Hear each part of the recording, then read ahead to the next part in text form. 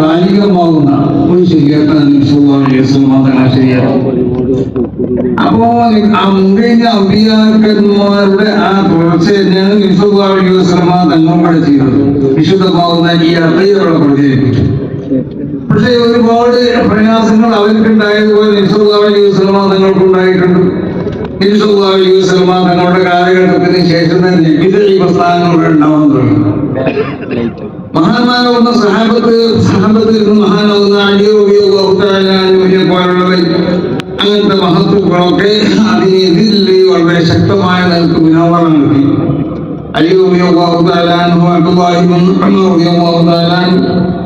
അവരുടെ കാലഘട്ടത്തിന് ശേഷം അതുപോലെ തന്നെ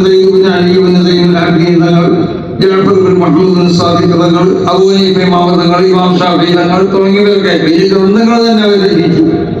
അവരുടെ കാലഘട്ടത്തിലുള്ളതായ സർവ്വവിധ പ്രസ്ഥാനങ്ങൾക്ക് ഇതിലുണ്ട്. അവരാ കാലഘട്ടത്തിൽ ഖദരിയ്യത്തുണ്ടായി, അങ്ങനെ പല വിധ പ്രസ്ഥാനങ്ങളുണ്ടായി, ഷീയ്യത്തുണ്ടായി. അതിലൊക്കെ വളരെ ശക്തമായ നിലക്ക് അവർ ഗ്രന്ഥങ്ങൾ എഴുതുകയും അതിന് മുനാദറ നടത്തുകയും കണ്ണപ്രസംഗം ചെയ്യുകയും ചെയ്തിട്ടുണ്ട്. മഹാനായ ഖദരിയ്യത്തിനോട് ശക്തമായ നിലക്ക് മുനാദറ നടത്തിയിട്ടുണ്ട്. അപ്പൊ ഏതൊരു കാലഘട്ടത്തിൽ വിശുദ്ധമാവുന്നതായ ഈ ദീനിന്റെ ശരിയായ സ്വഭാവത്തിനെതിരിൽ പല സംഘടനകളും ഉണ്ടായിട്ടുണ്ട്. ആ സംഘടനകളൊക്കെ അന്ന് ഓരോ കാലഘട്ടത്തിൽ ജീവിച്ച മഹത്തുക്കളാവുന്ന അതിനെതിരെ ഗ്രന്ഥങ്ങൾ രചിക്കുകയും അതുപോലെ അതിനെതിരിൽ മുനാദറ നടത്തുകയും അതിനെ ഖണ്ഡിക്കുകയും ഒക്കെ ചെയ്തിട്ടുണ്ട്. ആ ഒരു തുടർച്ചയാണ് സംസ്ഥകളുടെ ജമീയത്തുൽ ഉലമയും ചെയ്തുകൊണ്ടിരിക്കുന്നത്. ഇങ്ങനെ സംസ്ഥകളുടെ ജമീയത്തുൽ ഉലമ വിധി ആശയങ്ങൾ എത്രമാത്രം അതിനെതിരിൽ ഇത്രമാത്രം ശബ്ദിക്കണമെന്ന് എന്തൊക്കെ ചോദിക്കണം പലരുണ്ട്. ആ ചോദ്യം അസ്ഥാനത്താണ്. കാരണം യഥാർത്ഥ ദീൻ, ആ ദീൻ എന്താണെന്നുള്ളത് മഹാനാവുന്ന എം പി അദ്ദേഹത്തിന്റെ പ്രസംഗത്തിൽ കൂടി ഇവിടെ പറഞ്ഞു മനസ്സിലാക്കണം. ആ ദീനിനെതിരിൽ ആര് വന്നാലും വലിയ വലിയ ആളുകൾ ഇനിയിപ്പോ വലിയ ചെറിയ ആളൊന്നല്ല. ഷെയ്ഖുൽ ഇസ്ലാം എന്നൊക്കെ വിശേഷിപ്പിക്കപ്പെടുന്ന ആളായിരുന്നു. ഇന്ന് കൈകൾ ചെറിയ ആളുകളൊന്നല്ല. ഇവർക്കൊക്കെ പിഴവുകൾ സംഭവിച്ചിട്ടുണ്ട്. മഹാന്മാരാവുന്ന അമ്പിയാക്കന്മാരുടെ ഇസ്മത്ത് തുടങ്ങിയ പല കാര്യങ്ങളുണ്ട്. അപ്പോ അവർക്കൊക്കെ പല നിലക്കുള്ളതായ തകരാറുകൾ അവർക്കൊക്കെ സംഭവിച്ചിട്ടുണ്ട്. ഇതിലൊക്കെ മഹാന്മാരാവുന്ന ഓരോ കാലഘട്ടത്തിൽ ജീവിച്ചിരുന്ന മഹത്തുക്കളാവുന്ന പണ്ഡിതന്മാരെ ഇതിൽ കിതാബുകൾ രചിക്കുകയും അതിൽ അവർ പ്രസംഗിക്കുകയും അവരോട് മുനാദറ നടത്തുകയും ചെയ്തിട്ടുണ്ട്. ഇത് മഹാന്മാര് ഇവിടെ കാണിച്ചിരുന്നതായ ഒരു സ്വഭാവമാണ്. വിജയ ആശയങ്ങൾ ഇവിടെ എപ്പോൾ പൊട്ടിപ്പുറപ്പെട്ടാൽ ആ ആശയങ്ങൾക്ക് എതിരിൽ നമ്മൾ എന്താവണം, ശ്രദ്ധിക്കണം. ശ്രദ്ധിച്ചിട്ടില്ലെങ്കിൽ പണ്ഡിതനാണോ ആ പണ്ഡിതനക്ക് പഴയിലാണ് പോവുക. ഇതാ വഹറത്തിൽ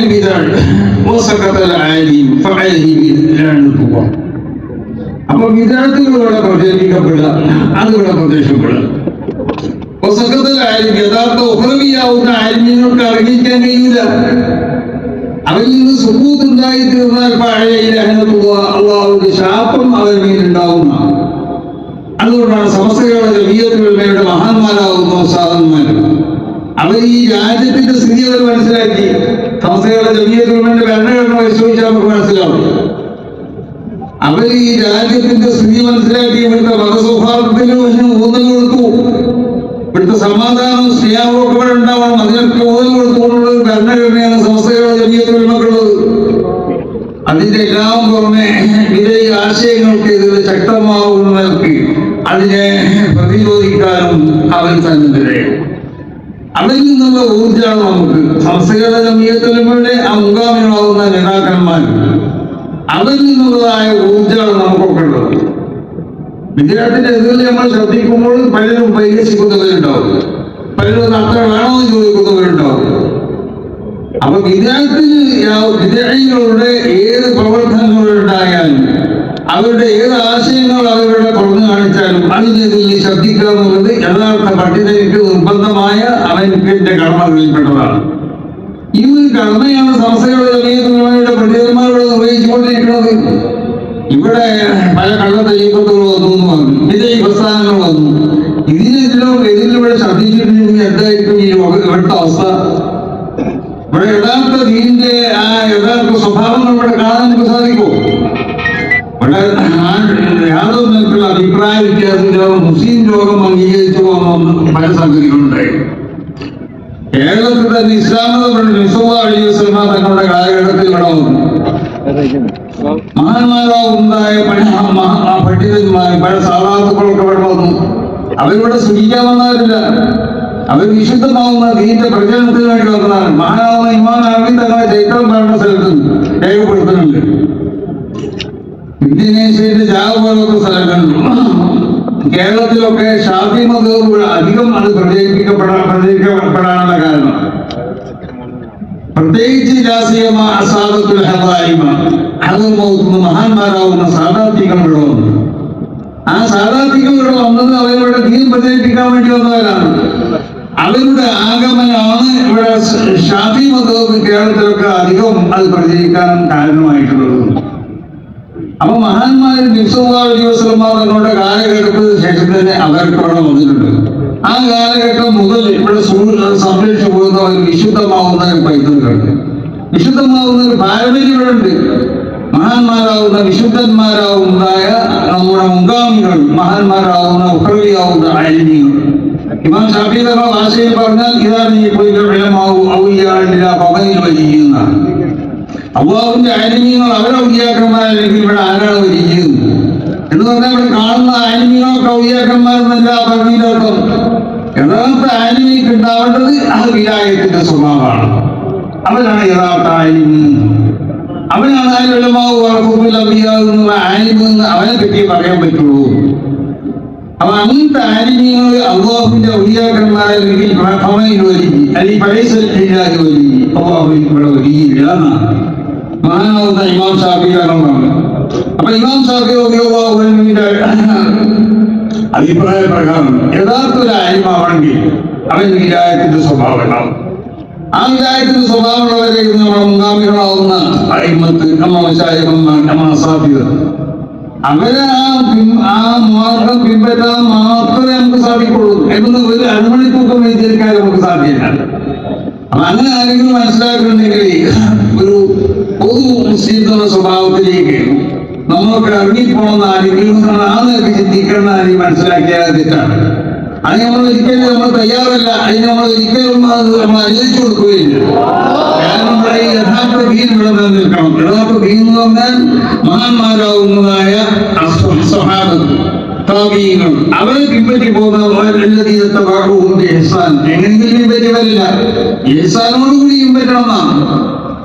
അവരോട് എല്ലാവരും അവരോട് പിൻപറ്റി വീണെന്ന് പറഞ്ഞിട്ടുണ്ട്. പക്ഷെ എങ്ങനെ പിൻപറ്റി ഇഹ്സാൻ അവ ഇഹ്സാനോടുകൂടി പിൻപറ്റണമെന്ന് പറഞ്ഞാൽ അവരുണ്ടാവേണ്ട സ്വഭാവം അത് മഹാന്മാരൊക്കെ പറഞ്ഞതുപോലെ ഫനാഹ് രണ്ട് രൂപത്തിലാണ്. അതിനുള്ള ഒരു രൂപം എന്താ? ഒരു ഫനാഹും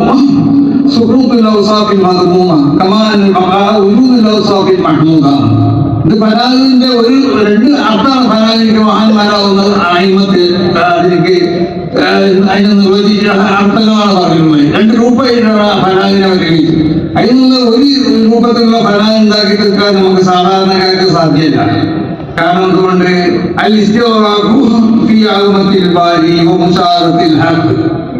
ഈ അവസ്ഥ ഉണ്ടാക്കി തീർക്കാൻ നമുക്ക് സാധ്യമില്ല, സാധാരണക്കാർക്ക് സാധ്യമല്ല. അതുകൊണ്ട് ഫലാഹിന്റെ മറ്റൊരു അർത്ഥം എന്താണ്? അത് മധൂമത്താവുന്ന ഔസാഫുകളെ മുഴുവൻ ഉണ്ടാക്കുക, അത് ഹൃദയത്തെ ഒഴിവാക്കി നിർത്തുക. ആ ഒരു അവസ്ഥ ഉണ്ടാക്കി തീർക്കാൻ നമുക്ക് കഴിയണം. അതിന് മഹാന്മാരാവുന്ന നമ്മുടെ മശായിഖന്മാർ, നമ്മുടെ പണ്ഡിതന്മാർ, നമ്മുടെ അസാധ്യത അവർ കാണിച്ചു തന്നതായ ഒരു റൂട്ടുണ്ട്. ആ റൂട്ടിൽ കൂടിയാണ് നമ്മൾ സഞ്ചരിക്കുന്നത്. ആ റൂട്ടിൽ കൂടിയാണ് സമസ്തകളുടെ ജമിയത്തുൽ ഉലമ സഞ്ചരിച്ചുകൊണ്ടേയിരിക്കുന്നത്. അവർ സമസ്തകളുടെ ജമിയത്തുൽ ഉലമ എന്ന് പറഞ്ഞാൽ അതൊരു ഇലാഹിയായ പ്രസ്ഥാനമാണ്. അതൊരു രാഷ്ട്രീയ പ്രസ്ഥാനമല്ല. സമസ്തകളുടെ ജമിയത്തുൽ ഉലമ അങ്ങനെ മനസ്സിലാക്കേണ്ട രാഷ്ട്രീയ പ്രസ്ഥാനമല്ല. അത് അല്ലാഹുവിന്റെ വിശുദ്ധമായ ദീൻ, ആ ദീനിന് വേണ്ടി ഇവിടെ ദീനിന്റെ സംരക്ഷണത്തിന് വേണ്ടി മഹാന്മാരാവുന്നതായ അയിമത്ത് വശായിഖന്മാരിൽ നിന്ന് നമുക്ക് ലഭിച്ച വിശുദ്ധമാവുന്ന അഖീദ, അവരിൽ നിന്ന് നമുക്ക് ലഭിച്ചതായ വിശുദ്ധമാവുന്നതായ നമ്മുടെ ആചാരങ്ങൾ, വിശുദ്ധമാവുന്ന നമ്മുടെ കർമ്മങ്ങൾ, ഇതൊക്കെ വളരെ സ്പഷ്ടമായ നിലക്ക് മഹാന്മാരാവുന്ന അയിമത്ത് അത് വ്യക്തമാക്കി തന്നു. വിശുദ്ധ ഖുർആനിൽ വ്യക്തമായി പറയപ്പെടാത്തത്, വിശുദ്ധ ഖുർആനിൽ വ്യംഗ്യമായി പറയപ്പെട്ടത്, അല്ലെങ്കിൽ സൂചനപരമായി പറയപ്പെട്ടത്, അങ്ങനത്തെ സംഗതികൾ മനസ്സിലാക്കാൻ നമുക്ക് സാധാരണക്കാർക്ക് സാധ്യമല്ല. സാധാരണക്കാരെന്ന് പറഞ്ഞാൽ നമുക്ക് ഈ ഭഞ്ചിതമായി മഹാന്മാരാവുന്ന അയിമത്ത് മുജിതൈദിക്ക് മാത്രമേ സാധിക്കുള്ളൂ. മുജിതൈദികളാവുന്ന അയിമത്തിക്ക് മാത്രം. അപ്പൊ അങ്ങനത്തെ റസൂൽ സല്ലല്ലാഹു അലൈഹി വസല്ലം തങ്ങളുടെ കാലഘട്ടത്തിലും അങ്ങനെ ശേഷം സഹാബത്ത് മുജിതൈദികളാവുന്നതായ മറ്റുള്ളതായ സഹാബത്തിനെ പിൻവലിക്കവർ അവരുടെ അഭിപ്രായങ്ങളാണ് അവർ മനസ്സിലാക്കി. വിശുദ്ധ ഖുർആനിൽ നിന്ന് അവർ മനസ്സിലാകാത്തത്. അബൂബക്കർ റളിയല്ലാഹു തആല മുജിതൈദിന്, ഉമർ റളിയല്ലാഹു തആല മുജിതൈദിന്, ഉസ്മാൻ ഇബ്നു അഫ്ഫാൻ മുജിതൈദിന്, അലി റളിയല്ലാഹു തആല മുജിതൈദിന്. അങ്ങനെ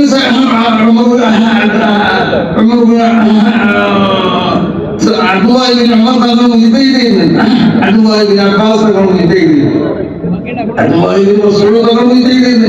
അങ്ങനെ പല മുജിതൈദികളും സഹാബത്തിന് കൊടുക്കുന്നുണ്ടായിരുന്നു. മദ്ഹബ് എന്നുള്ളത് സഹാബത്തിന്റെ കാലഘട്ടത്തിൽ തന്നെ ഭാഗിയിട്ടുണ്ട്. മദ്ഹബിക്ക് എന്ന് പറഞ്ഞാൽ വിശുദ്ധ ഖുർആനിലും സുന്നത്തിലും വ്യക്തമായി പറയപ്പെടാത്ത പലതുണ്ട്. ഖിയാമത്ത് വരെയുള്ള സർവ്വ വാക്യാത്തുകൾ, ആ വാക്യാത്തുകളെ സംബന്ധിച്ചൊക്കെ ഖുർആനിലും സുന്നത്തിലും പറയപ്പെട്ടിട്ടുണ്ട്. പക്ഷേ വ്യക്തമായി പറയപ്പെടാത്തതായി. ഇത് മനസ്സിലാക്കാൻ മഹാന്മാരാവുന്ന അയിമത്ത് മുജിതൈദികളിലേക്ക് ആവശ്യമാണ്. നമുക്ക് ഒന്നും മനസ്സിലാക്കാൻ കഴിയില്ല. അല്ലെങ്കിൽ അവർക്ക് നമ്മൾ മനസ്സിലാക്കി തരാൻ പറ്റുന്നതായ നിലയ്ക്ക് അവര് നിർവഹിച്ചു തന്നതായ അതിന്റെ ചില അടിസ്ഥാനങ്ങളുണ്ട്. ആ അടിസ്ഥാനങ്ങൾ വെച്ചുകൊണ്ട് തന്നെ നമ്മൾ മനസ്സിലാക്കുമ്പോൾ തെറ്റിപ്പോകാൻ പാടില്ല.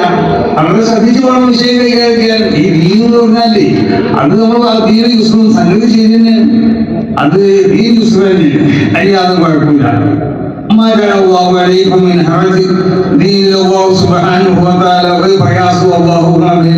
അപ്പൊ അതൊക്കെ ശരി തന്നെയാണ്.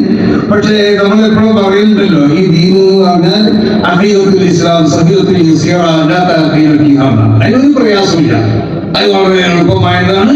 അതോടൊപ്പം തന്നെ التي توافق الفكرة السليمة التي فطر الله الناس عليها.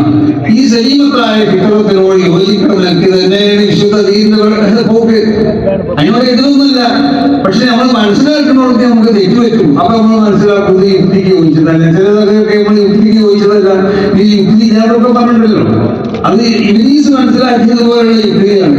ഇബ്ലീസ് യുക്തി മനസ്സിലാക്കിയത് നോക്കുമ്പോൾ അതിനെപ്പറ്റി പഠനം നടത്തിയപ്പോൾ അവൻ പറഞ്ഞത് യുക്തിയല്ല എന്ന് നമുക്ക് മനസ്സിലായി. ആദം നബി അലൈഹി സ്വലാത്തു വസ്സലാമിനെ സുജൂദ് ചെയ്യാൻ പറഞ്ഞപ്പോൾ അവൻ ഞാൻ പറഞ്ഞു തീയും മണ്ണുമുള്ള നോക്കുമ്പോൾ മണ്ണിനിക്കല്ല തീയിക്കാണ് ഏറ്റവും അധികം ഭൗതികത. അപ്പൊ അത് യഥാർത്ഥത്തിൽ അവനാ പറഞ്ഞത് ബാഹ്യമായ നിലയ്ക്ക് നല്ല ന്യായമാണെന്ന് നമുക്ക് തോന്നും. പക്ഷെ അങ്ങനെയല്ല, മണ്ണിലേക്ക് തന്നെയാണ് പ്രവർത്തിക്കുന്നത്. മണ്ണാണ് തീയേക്കാൾ വലുത്. കാരണം മണ്ണിന്റെ സ്വഭാവം അത് ഉത്പാദിപ്പിക്കലാണ്, തീയുടെ സ്വഭാവം നശിപ്പിക്കലാണ്. ഈ ചിന്തയിലേക്ക് അവരെത്തിയില്ല. അപ്പൊ വിശുദ്ധ ദീൻ അതിന്റെ ആശയങ്ങൾ, അതിന്റെ അഹ്കാമുകൾ നമ്മൾ പരിശോധിച്ചു നോക്കിയാണ്. അതൊന്നും അതിലൊന്നും യുക്തിക്ക് യോജിക്കാറില്ല. പക്ഷെ നമ്മൾ യുക്തിയെല്ലാം നമ്മൾ മനസ്സിലാക്കുന്ന യുക്തിയെല്ലാം അങ്ങനെ നമ്മൾ പറഞ്ഞു. സ്ത്രീകളെ സംബന്ധിച്ചിടത്തോളം സ്ത്രീകൾക്കുള്ള അന്തരാവകാശത്തിന് അത് സ്ത്രീകൾക്ക് കുറവാണ് ഇസ്ലാം കൊടുക്കുന്നത്. ഇസ്ലാം ശരീരത്തനുസരിച്ചുള്ളതായ അതിന്റെ പറയുന്നതിന്റെ നിയമം അത് ന്യായം എന്ന് പറഞ്ഞത് ന്യായത്തെ അത് സ്ത്രീകളെ അവഗണിച്ചുകൊണ്ടുള്ള യഥാർത്ഥത്തിൽ ആലോചിച്ച് നോക്കുക. അവിടെ എന്താ കുഴപ്പമുള്ളത്? സ്ത്രീന്റെ കാര്യം വരുമ്പോൾ അവളെ വിദ്യാഭ്യാസം, അവളെ സാംസ്കാരികമായ കാര്യങ്ങൾ, അവരുടെ മറ്റുള്ള അവരുടെ ആരോഗ്യം, ഇതിനൊക്കെ ആവശ്യമാവുന്ന എല്ലാ സംഗതിയും പുരുഷന്മാരാണ് ചെയ്യേണ്ടത്. സ്ത്രീകളുടെ എല്ലാ കാര്യങ്ങളും പുരുഷന്മാർ ചെയ്യണം. സാമ്പത്തിക കാര്യങ്ങളും അങ്ങനെയൊക്കെ ചെയ്തു കൊടുക്കേണ്ടത് നമ്മളാണ്. പിന്നെ പോക്കറ്റ് ഭംഗിയെന്നുള്ള നിലക്കാണ് അതിന്റെ അവകാശം അവർക്ക്.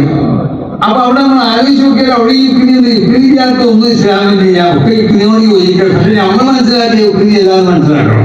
ഇംഗ്ലീഷ് മനസ്സിലാക്കിയത് പോലുള്ള യുക്തിയല്ല. അപ്പൊ അതുകൊണ്ടിട്ട് വിശുദ്ധമാവുന്ന ഞാൻ എനിക്ക് പറയില്ല, DKS യുമാറുണ്ട്, അവർക്കൊക്കെ ലേഖ പോകാനുള്ളതാണ്.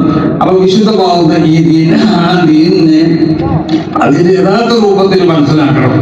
അത് മഹാന്മാരാവുന്ന അയിമത്ത് മശായിഖന്മാർ മനസ്സിലാക്കി തന്നിട്ടുണ്ട്. അവൻ ആ റൂട്ട് അനുസരിച്ച് മാത്രമേ നമുക്ക് പോകാൻ പറ്റൂ.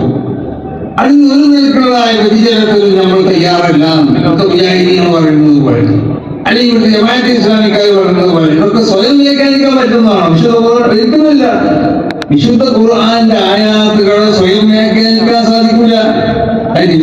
അലൈഹി വസല്ലം തങ്ങളെയാണ് അല്ലാഹു ഏൽപ്പിച്ചത്.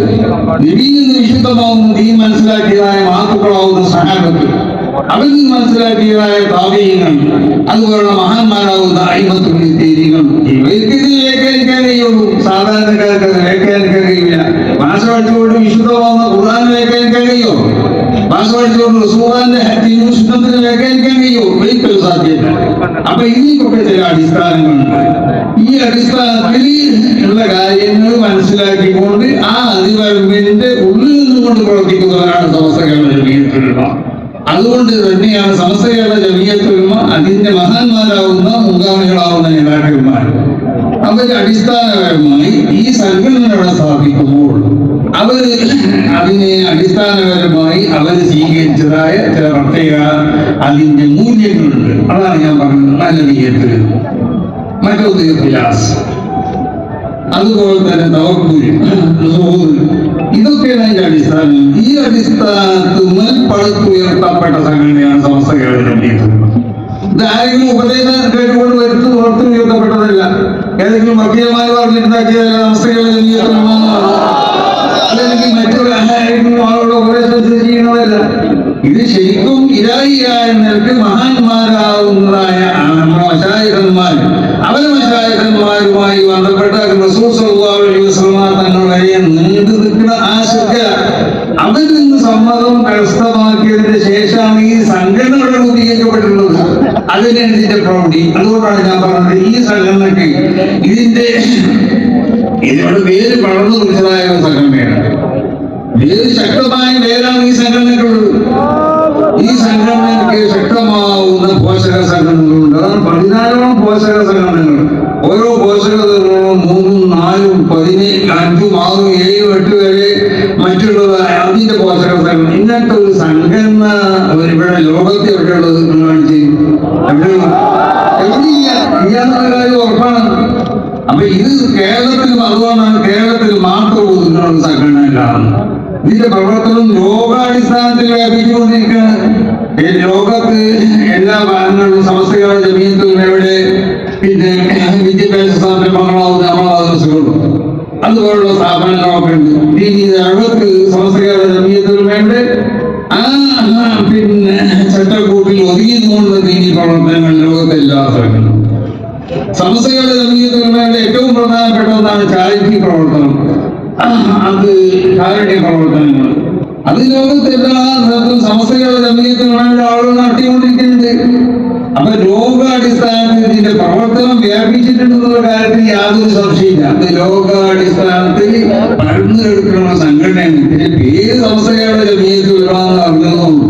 അത് അന്നത് രൂപീകരിക്കുമ്പോൾ കേരളത്തിൽ രൂപീകരിച്ചതായതുകൊണ്ട് മഹാന്മാരാകുന്ന ഉസ്താദന്മാർ സമസ്ത കേരള ജമിയത്തുൽ ഉലമ എന്ന് പറഞ്ഞു. അതുകൊണ്ട് ഇതിന്റെ ആശയങ്ങൾ മറ്റുള്ളതായ സ്ഥലങ്ങളിലേക്ക് ഇത് വ്യാപിപ്പിക്കാൻ പാടില്ല എന്നല്ല പറഞ്ഞതിന്റെ അർത്ഥം. അതിന്റെ ഒരു ഉദാഹരണമാണ് ഇത്. നമ്മൾ കേരളത്തിൽ വെച്ചുകൊണ്ടല്ല ഇതിന്റെ 100ാം വാർഷികമല്ല ഇവിടെ നടക്കുന്നത്. 100ാം വാർഷികത്തിന്റെ ഒരു പ്രതീതിയാണ് ഇവിടെ കാണുന്നത്. യഥാർത്ഥ 100ാം വാർഷികമല്ല, 100ാം വാർഷികത്തിന്റെ ഉദ്ഘാടനമാണ്. അപ്പൊ ഈ 100ാം വാർഷികത്തിന്റെ ഉദ്ഘാടന സമ്മേളനം തന്നെ എത്ര പ്രൗഢിയോടുകൂടി നമുക്ക് നടത്താൻ കഴിഞ്ഞാൽ ഈ 100ാം വാർഷികം എങ്ങനെയായിരിക്കും എന്നുള്ളതാണ്.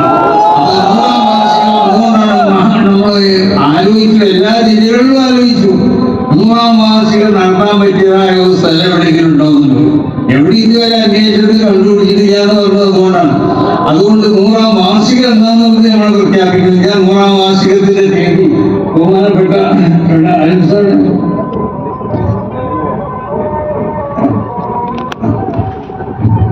അത് തീയതി ബഹുമാനപ്പെട്ട ഉസ്താദ് അത് പ്രഖ്യാപിക്കും. 100ാം വാർഷികത്തിനോടുള്ള ചില പദ്ധതികൾ അത് ബഹുമാനപ്പെട്ട അത്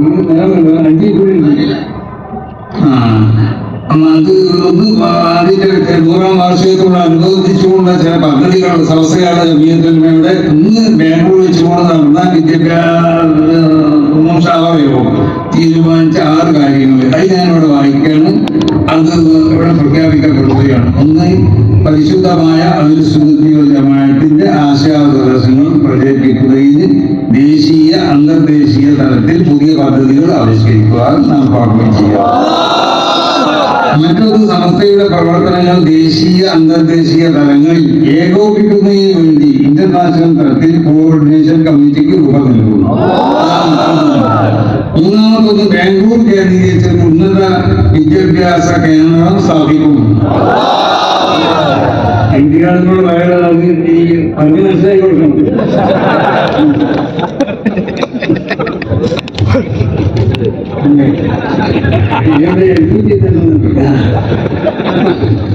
നാലാമത് സമസ്തയുടെ നിലവിലുള്ള വിദ്യാഭ്യാസ സംവിധാനങ്ങളും കൂടുതൽ മേഖലയിലേക്ക് വ്യാപിക്കുന്നതിന് ആവശ്യമായ പ്രവർത്തനങ്ങൾ നടത്തും. അഞ്ചാമത് സാമൂഹിക സാംസ്കാരിക ജീവകാരുണ്യ പ്രവർത്തനങ്ങൾക്ക് അത് സമസ്ത നടത്തിക്കൊണ്ടിരിക്കുന്നതിന് പക്ഷേ അതിന് ഊന്നൽ നൽകി പ്രത്യേക പദ്ധതികൾ ആവിഷ്കരിച്ച് നടപ്പാക്കും. ആറാമത് സുന്നത്തി വൽ ജമാഅത്തിന്റെ ആശയാദർശങ്ങൾക്ക് വിധേയമായി പ്രബോധന രംഗത്ത് പുതിയ സംവിധാനങ്ങൾ ഏർപ്പെടുത്തും. ഇതിന് വലിയ ഒരുപാട് വിശദീകരണം ഇതിനുള്ളിലുണ്ട്. അപ്പൊ അത് ഒക്കെ ഈ അവസരത്തിൽ അതിൽ കൂടി പറയാന്നുള്ളത് ബുദ്ധിമുട്ടാണെന്ന് മനസ്സിലാക്കിയതുകൊണ്ട് അത് ഷോർട്ടായി എഴുതി അത് ഇവിടെ പ്രഖ്യാപിച്ചിരിക്കുകയാണ്. ഇതിൽ എല്ലാവരും സഹകരിക്കണം എന്നാണ് എല്ലാവരോടും പറയാനുള്ളത്.